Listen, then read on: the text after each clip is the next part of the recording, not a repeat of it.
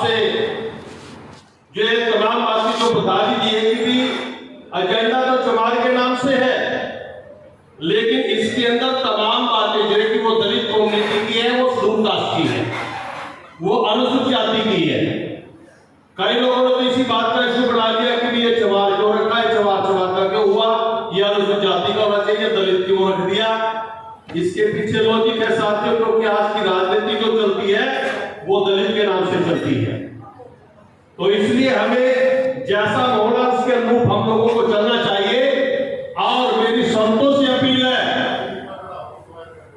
उनकी जहां जहां पर भी संगत है, ये चैलेंज के साथ हमारा मैसेज नोट करें, अन्यथा हम संतों को भी जो है कि नंगा करने का काम करेंगे। बहुत दिन हो गए हमें पिछले हुई,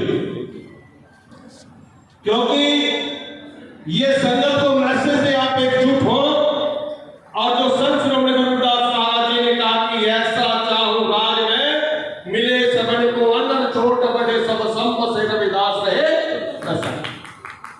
तो साथियों, इस विचारधारा पर हमें चलना है। तो संत श्रोमणी गुरुदास महाराज जी ने किस बात के लिए इंगित कर रहे हैं, ये नहीं कि भक्ति के अंदर बाबा रख रहे हैं और लोगों को जो है कि इसमें डुबोए जा रहे हैं और राजपाट की कोई बात नहीं है हमारे बीच, हमारी मांगों की कोई बात नहीं है। तो साथियों, इसलिए मैं आपको बताना चाहता हूं कि आप अपने मन को प्रिपेयर करें, संतों के साथ जुड़े, और ये मूवमेंट जो है यही लोग आगे इसको चलाएंगे।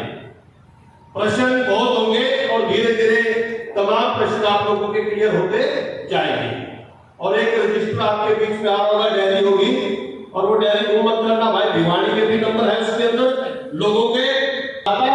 ये हमारा एक प्रेशर ग्रुप है, और जब तक हम हरियाणा के अंदर प्रेशर ग्रुप नहीं बनाएंगे तो हम अपनी मांगे, अपने अधिकार को हम प्राप्त नहीं कर सकेंगे।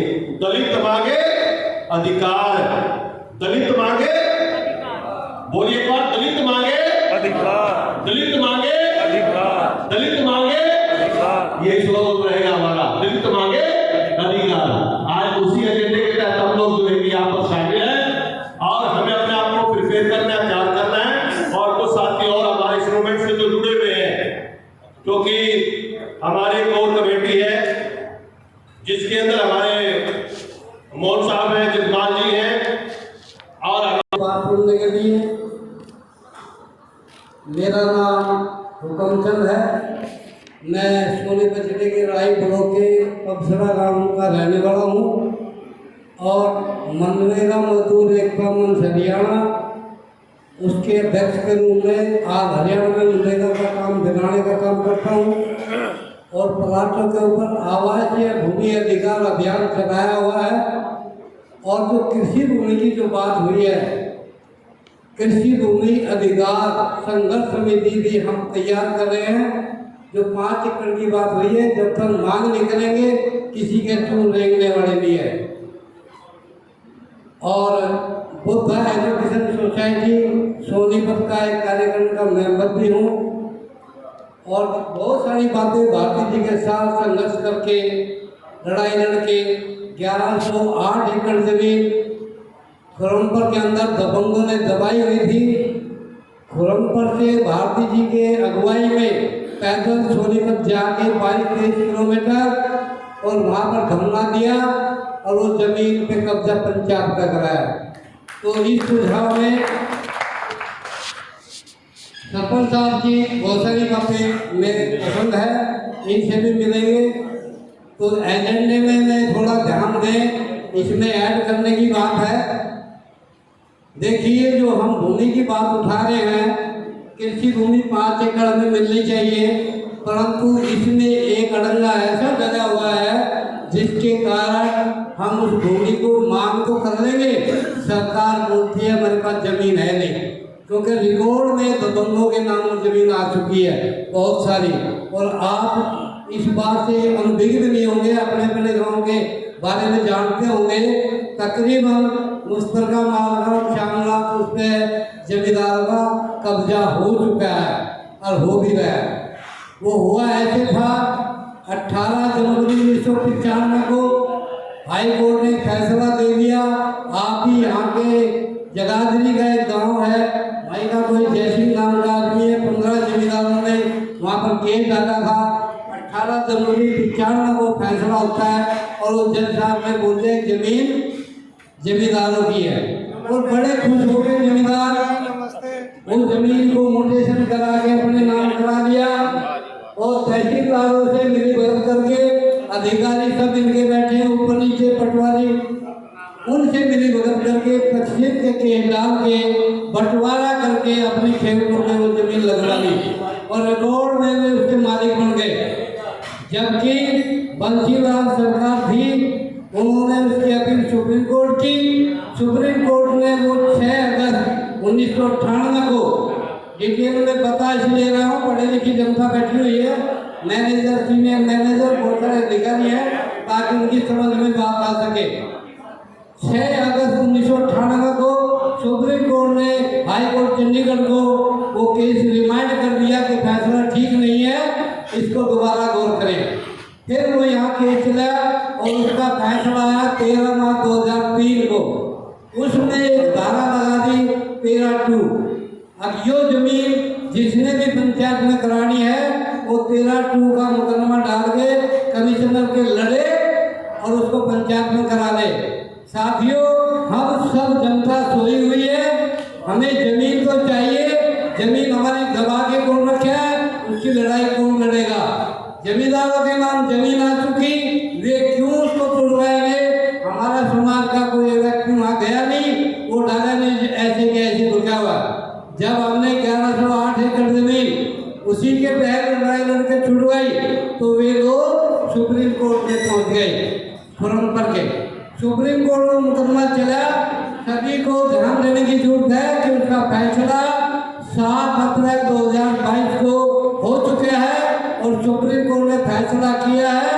उसका रिट पिटीशन नंबर 6990/2014 हरियाणा सरकार बनाम जयसिंह आदि 3 जजों का फैसला है। उसने बोल दिया कि जितनी भी जमीन पूरे भारत में जो जमीन 1960 में पंचायत की थी और उसके बीच में किसी हाई कोर्ट के कारण, किसी डिस्ट्रिक्ट कोर्ट के कारण वे मुकदमे जीत के कब्जा करके म्यूटेशन करा के जमींदारों ने हड़प रखी है।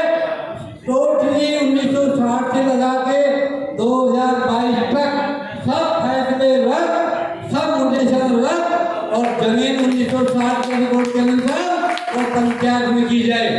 तो मैं एजेंडे में बोलना चाहूँगा कि रिट पिटीशन 6990/2014 ये ऑनलाइन निपटवा के आप इसको देख के एजेंडे में शामिल करें कि इसके तहत आज हरियाणा के जितने भी गांव हैं सभी में ये म्यूटेशन हो गए, पंचायत के नाम जमीन आए ताकि हम लोगों को 5 एकड़ जमीन मिलने का रास्ता साफ हो।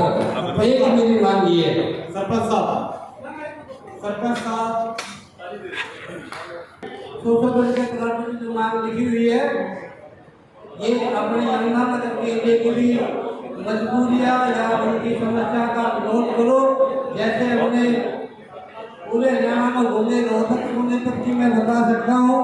रोहतक में 2 गाँव है, 1982 में वहाँ 22 प्लाट दिए गए और उनकी आबादी देखे उनकी रजिस्ट्री करा दी और आबादी देखी जमीन आ गई। जिसकी कब्जे में उसको चली गई उनको आज तक नहीं मिले। कोई स्टेज नहीं है। जो 8वीं 10वीं मीटिंग चल रही है हमारी पूरे हरियाणा में और 8-10 मीटिंग और हम अनाउंस करेंगे, तो इसलिए मैं अनुरोध करूँगा नॉन बीसीसी और जो बल्कि बात करती हूँ कि आपने मुझे एक मौका दिया है बोलने का। तो बात तो यहाँ पर सभी गणमान्य हैं, मैं तो बहुत छोटी हूँ आप लोगों की उम्र में भी और आप लोग में से ज़्यादा ज्ञानी हैं। तो मैं सिर्फ एक छोटी सी बात ये कहना चाहती हूँ कि डॉक्टर भीमराव अम्बेडकर जी के बारे में जो अभी थोड़ा सा अभी हमारे साथी ने कहा कि हमें जो है सरकार से अपने अधिकार मांगने हैं, लेकिन मैं ये कहती हूँ कि बाबा साहब ने कहा है कि मांगने से कुछ नहीं मिलता, अधिकार तो छीनने पड़ते हैं। वो हमें छीनने पड़ेंगे और वो छीनेंगे कब, जब हम एकजुट हो जाएंगे। एकजुट हमें होना पड़ेगा क्योंकि आज जो हम ये जिंदगी जी रहे हैं, मैं आपके सामने बोल रही हूँ, तो ज़्यादा टाइम नहीं है कि हम जो है पुराने उसी हालात में अपने चले जाएंगे अगर हमें हुए। अब जैसे कि सरकार के एजेंडे में है, पहले जो है हमारे भाई डीसी रेट पे लग जाते थे, 134 के फार्म वो भरे जाते थे, वो इन्होंने खत्म कर दिए। डीसी रेट इन्होंने खत्म कर दिया, नौकरियां इन्होंने खत्म कर दी, रिजर्वेशन इन्होंने खत्म कर दिया। और यूपी तो पहले एक उत्तर प्रदेश ऐसा राज्य बन गया जहाँ पर इन्होंने आरक्षण तक खत्म कर दिया। जो बाबा साहिब के इतने संघर्ष के बाद जो हमें मिला था, एक रिजर्व कोटा हमें मिला था, वो वहां से उन्होंने शुरुआत कर दी है। लेकिन अगर हमने ये आवाज नहीं उठाई तो हम जो है बहुत जल्दी यहाँ से भी वो संविधान से वो एजेंडे को खत्म कर दिया जाएगा।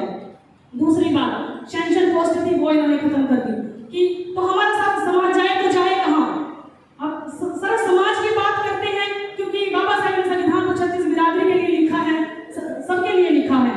उन्होंने अनुच्छेद 342 में जो हमें एसटी कहा जाता है उसमें हमें इन्होंने 17% जो है कोटा दिया, और एसटी को 341 में 7% इन्होंने हमें रिजर्वेशन दी। और उसके बाद अनुच्छेद 340 है जो हमारे लिए मेन है, लेकिन जो ओबीसी समाज के लोग हैं उस चीज को भूल जाते हैं। 52% जब इन्होंने संविधान में इसको रखने की बात की तो सबसे पहले जो है इस